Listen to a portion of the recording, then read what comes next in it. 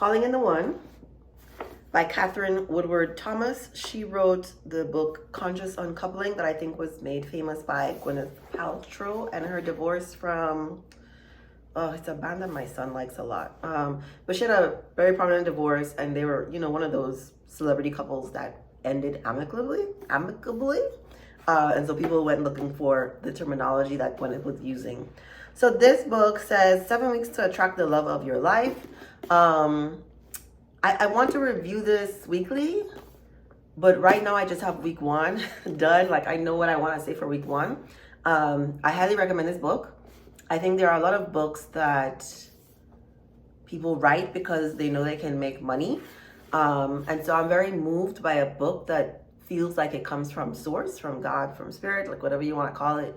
It looks like the person was really channeling information to help a big group of people. I think this book is beautifully done, and in all the ways it calls on you to reconnect with God or deeper your connection with God, and to acknowledge that love is everywhere. It's all around you. It's where I got my current mantra is give love freely.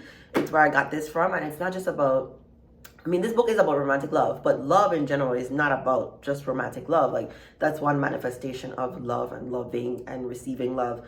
But this book, if you've heard of it and you've been on the fence with it, I would say definitely get it. If you've never heard of it and you would like to call in the one, honestly, you are ready to call in the one, I would say get this book.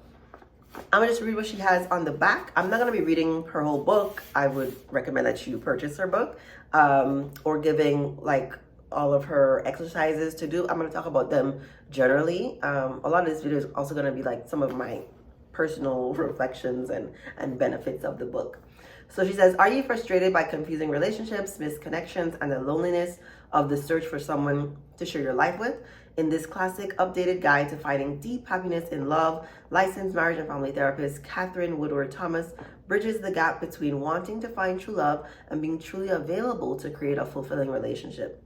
Love seekers today have to deal with a precarious terrain of dating and partnering that seems to encourage a lack of commitment and clarity. Calling in the one will empower you to have a radically different experience by shifting your painful patterns in love from the inside out, graduating you from unsatisfying relationships and unleashing your power to manifest the happy, healthy love you desire.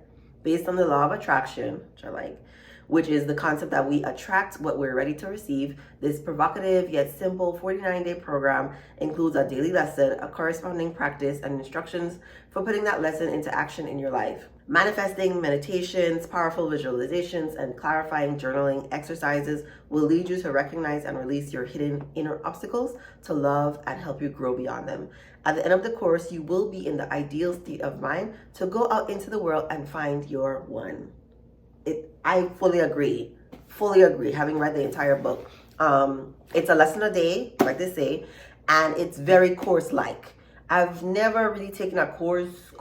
This very much feels like a course for, what is it? $18. Right?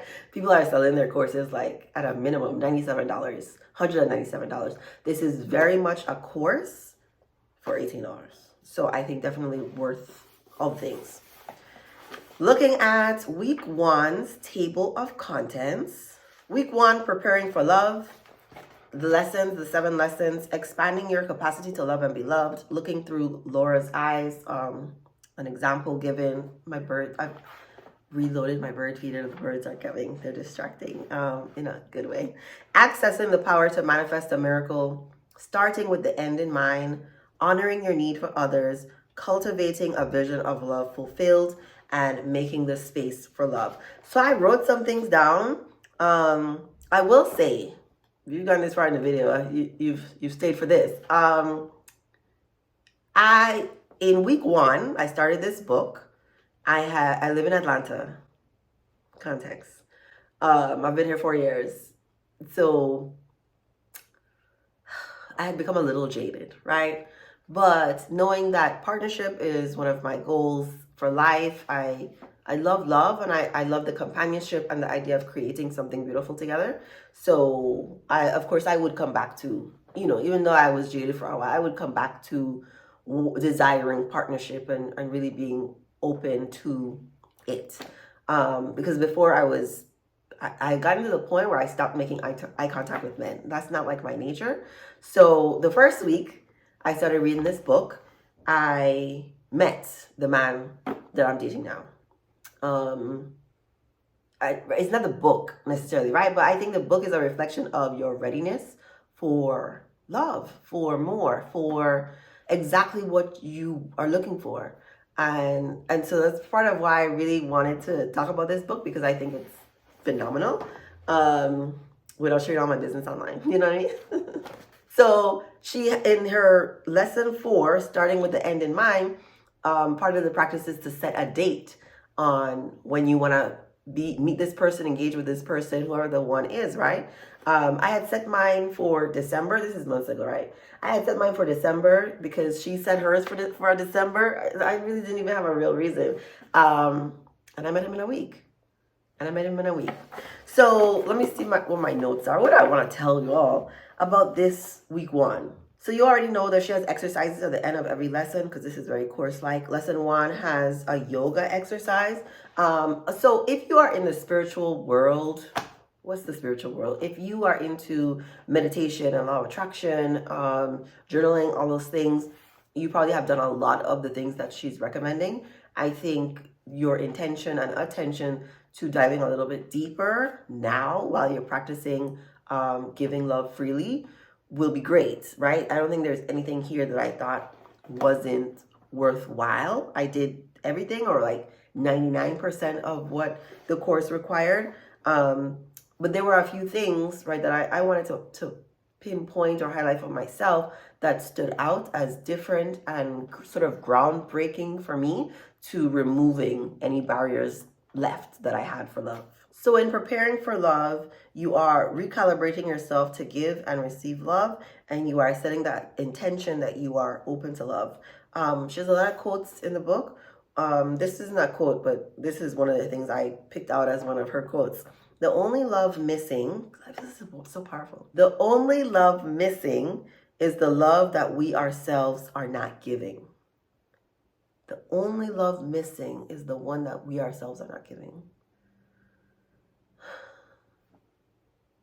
It's a moving one. So lesson 3, manifesting, embracing an abundance mindset, which is already a big part of my spiritual practice. But you know, she talks about it in a slightly different way, inspired me in a slightly different way than all the other things. And then one of my focuses was on taking accountability and responsibility for the way that my love life looks. Because it's like, even if you practice law of attraction, you have this understanding that based on the way you're vibrating, everything is working out for you. Whether it's a good or a bad experience, like everything is working out for your betterment, for you to learn a lesson, for you to experience this beautiful thing, like everything is working out for you. And so when she worded it that way, it really made me reflect on some of the experiences that I had since I moved to Atlanta, and really looking for the pattern or the growth, because I talked to you all about a man I met last year who helped me through like another spiritual, evolution for myself. And he was so great, right? In so many ways, I felt like I manifested him, but he wasn't ready for marriage. And I'm ready for marriage, right? So I really had to sit back and look at some of the details that were missing in my giving and receiving of love. So I'll end the video with some topics of discussion we can have here in the comment section, or that you can take with you if you have some friends or family members who are here supporting you or also interested in calling in the one. Things for you to think about. How connected to and or disconnected from others do you feel? And what do you do to discourage or lessen a sense of connection?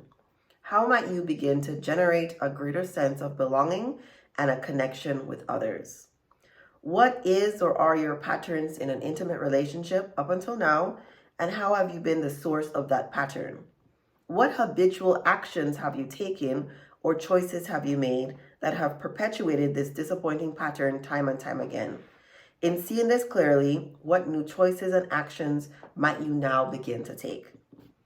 3 is, what do you need in your most intimate relationships? And how are you beginning to fulfill your own needs in preparation to receiving this from your beloved to be? 4 is, share your vision of love fulfilled in your life and how it feels to be in a happy, healthy, loving relationship. And 5, what specific changes did you make this week in your home and schedule to create space for loving your life? Some physical changes, right? So a lot of things I've done already.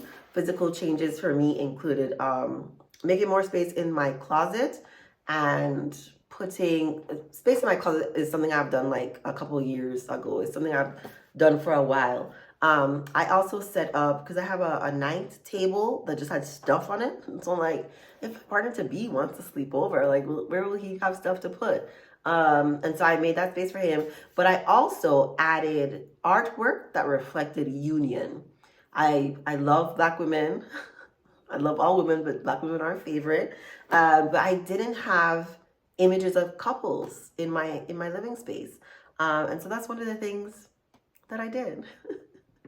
Let me know if you have any questions about week 1 of Calling in the One. I strongly recommend that you get this book if you're thinking of marriage, long-term partnership, loving yourself more so that you can love others more. It really is phenomenal. Hopefully I'm back for week 2, giving some insight and details on what I've learned about myself and ways in which you can explore for yourself how you can call in the one. Feel free to share this video with someone you think it may help, and thank you for watching.